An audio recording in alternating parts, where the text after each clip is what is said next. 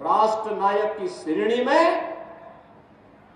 भारत माता के वही सपूत हैं जिनका पूरा जीवन भारत माता के लिए समर्पित था, स्वदेश और स्वधर्म के लिए जिन्होंने अपना जीवन समर्पित किया, जिन्होंने घास की रोटी खानी मंजूर की, लेकिन विधर्मियों के सामने झुकना कभी मंजूर नहीं किया।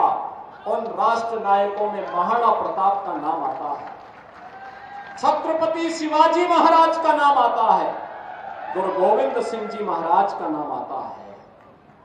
बहनों और भाइयों, स्वतंत्र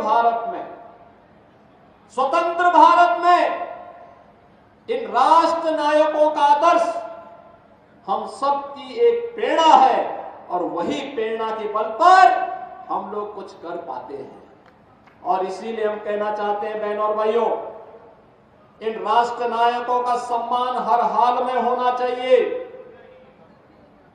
जो लोग इन राष्ट्र नायकों को सम्मान नहीं दे सकते वे किसी मानसिक विकृति के शिकार हैं और उनके उपचार की आवश्यकता है,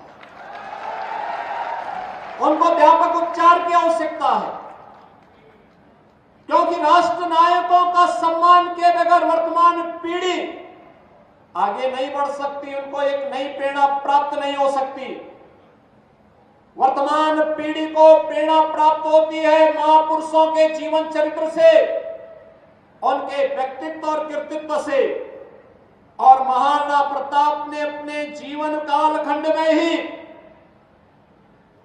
मेवाड़ राजवंश से जुड़े हुए वे सभी क्षेत्र जिन्हें कभी अकबर ने हड़पने की कुत्सित चेष्टा की थी, उन्हें वापस लेकर के अकबर को भी घुटने टेकने के लिए मजबूर कर दिया था।